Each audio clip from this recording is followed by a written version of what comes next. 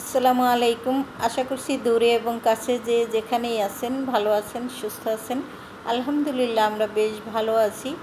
তো প্রতিদিনের মতোই নতুন আরও একটি ভিডিও নিয়ে চলে আসলাম আপনাদের জন্য। আশা করছি আমার ভিডিও শুরু থেকে শেষ পর্যন্ত দেখলে আপনাদের ভালো লাগবে। আর যদি ভালো লাগে তাহলে বেশি বেশি করে লাইক করে দিবেন, সেই সাথে সাবস্ক্রাইব করে আমার পাশে থাকবেন আশা করছি।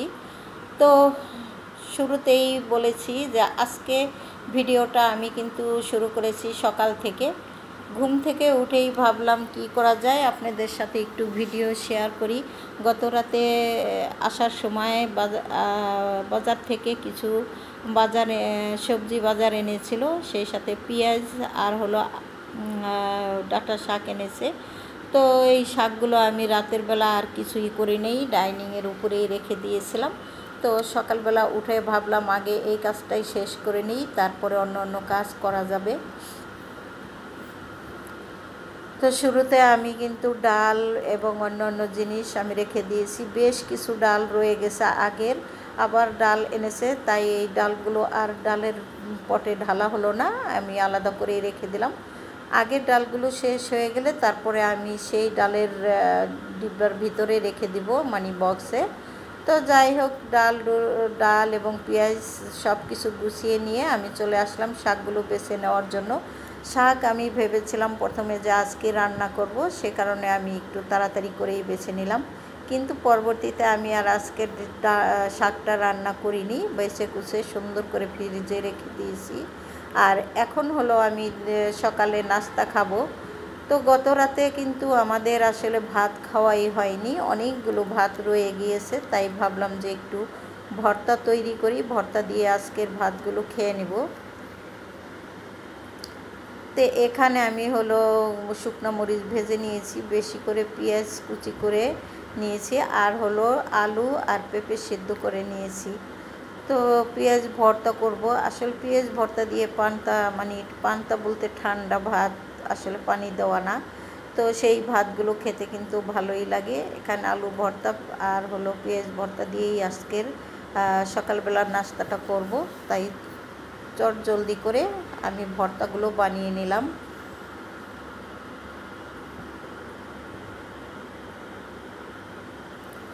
আর এখন হচ্ছে ভর্তা আমার রেডি হয়ে গেছে। তো আমি এখন নাস্তাটা করে নিব।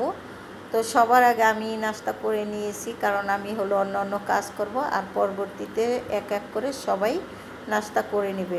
এখানে আমি হলো দুপুরের জন্য আগেই করলা ভাজিটা বসিয়ে দিয়েছিলাম, আর করলা ভাজি হয়েও গেছে। এখন আমি হলো মুরগির কিছু হাত পা চামড়া বা মাংস দিয়ে মিক্সড করে একটা মাংস রান্না করে নিব, এই আর কি। তো এখানে আমি চুলাতে মুরগির মাংসটা বসিয়ে দিয়ে, তো জানেন পানি ফুটিয়ে খাই আমরা, তো পানিগুলো ঢেলে নিব। তার আগে গ্যালন কিন্তু পরিষ্কার করে নিলাম। এইভাবে মাঝে মধ্যে কিন্তু পানির গ্যালন বা পাতিল সব কিছু পরিষ্কার করে নিতে হয়, যেহেতু পানি আসলে প্রতি মুহূর্তেই সব মানুষ আসলে খেয়ে থাকে। তো পানিটা বেশি পরিষ্কার থাকা প্রয়োজন, তা না হলে পেটের সমস্যা হয়ে যেতে পারে। তো আমি কিন্তু 2-1 দিন পর পরেই গ্যালন অথবা পানি ফুটানো পাতিলটা এইভাবে সুন্দর করে মেজে পরিষ্কার করে তারপরে আবার পানি রেখে দিই, আর সেই সাথে পানি ফুটিয়েও নেই। তো এখন পানি তো ঢালা হয়ে গেছে, ভাবলাম পাতিলটা ধুয়ে এক পাতিল পানি আমি এখন চুলাতে বসিয়ে দেব। আমার এদিক থেকে রান্নাও হয়ে যাবে, আর ওদিক থেকে পাতিলে পানি ফুটানোও হয়ে যাবে। আসলে কাজ করতে গেলে নানামুখী কাজ করতে হয়, এরই মাঝে কিন্তু আমি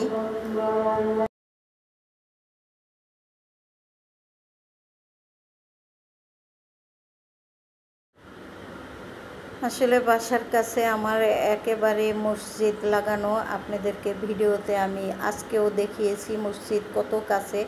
তো আজান পড়ে গিয়েছিল ভয়েস ওভার করার সময়, সে কারণে আমি একটু অফ করে দিয়েছি।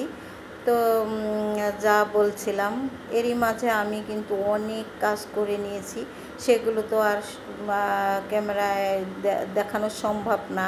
তবে দেখানো সম্ভব হতো যদি অনেক বড় ভিডিও করতে পারতাম, তো অত বড় ভিডিও আমি করতে চাই না।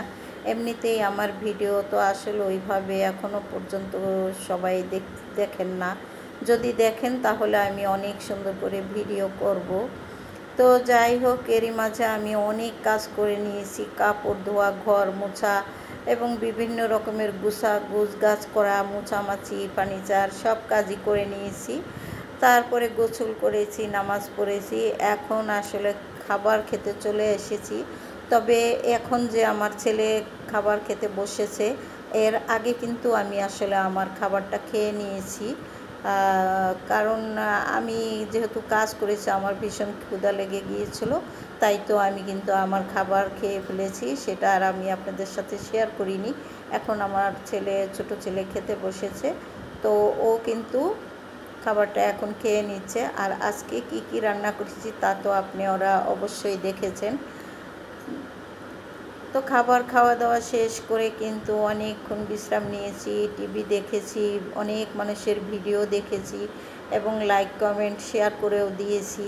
হয়তোবা তারা অনেকেই বুঝতে পারেন না আমি কার ভিডিও দেখি, তবে আমার কয়েকজন প্রিয় আপু আছে, তাদের ভিডিও আমি অনেক দেখি, অনেক। আমার মনে হয় আমি যে পরিমাণ তাদের ভিডিও দেখি, আমার দেখাতেই তাদের অনেক ওয়াচ টাইম উঠে যায়।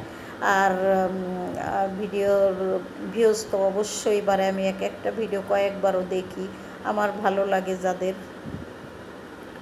প্রত্যেক মানুষকেই আমার ভালো লাগে। আমি নিম্ন থেকে উপরের লেভেলের সবার ভিডিও আমি দেখি, তবে বিশেষ কিছু ভিডিও আছে আমি অনেক দেখি। যাই হোক, খাওয়া দাওয়া শেষ করেছি, তারপরে একটু ঘুমিয়েছিলাম। ঘুম থেকে উঠে এখন কিন্তু আমি হলো যে দুপুরে খাওয়া দাওয়া করেছিলাম সেই প্লেট বাটিগুলো মেজে ধুয়ে পরিষ্কার করে নিলাম এবং সেই সাথে পানি ঝরতে এখানে একটু উপর করে রেখে দিলাম। আমি আসলে এইভাবেই কাজ করি। তো যার যেইভাবে সুবিধা সেইভাবেই করে, আমার এতে ভালো লাগে। আমি আলাদা কোনো টুকরিতে আসলে ধোয়া প্লেট বাটি রাখি না, এতে আমার কাছে ঝামেলা মনে হয়। আর রান্নাঘরে সবসময় আমি হাঁড়ি পাতিল অনেক দূরে বা গুছগাছ করে সরিয়ে রাখতে চেষ্টা করি। যতটা কম রাখা যায় আমি ততটাই রাখতে চেষ্টা করি, এতে আমার কাজের সুবিধা হয়। তা না হলে আমার অনেক ঝামেলা মনে হয় এবং ধোয়াধুয়ি বা বেশি মানে কাজ বাড়ে এরকম মনে হয়। যাই হোক, যতটুকু প্রয়োজন এখানে আমি রেখে দিই। তো এখন আমি যে পানি ফুটিয়েছিলাম সেই পানিগুলো বোতলে ঢেলে নিলাম এবং সেই সাথে প্লেট বাটিগুলোও এখন পানি ঝরে গেছে, একটু আমার কিচেন শেলফের উপরে রেখে দেব। এই তো আমি এভাবেই রেখে দিই, বাড়তি কোনো কিছুর ঝামেলা করি না, যখন প্রয়োজন এখান থেকেই নিয়ে নিই।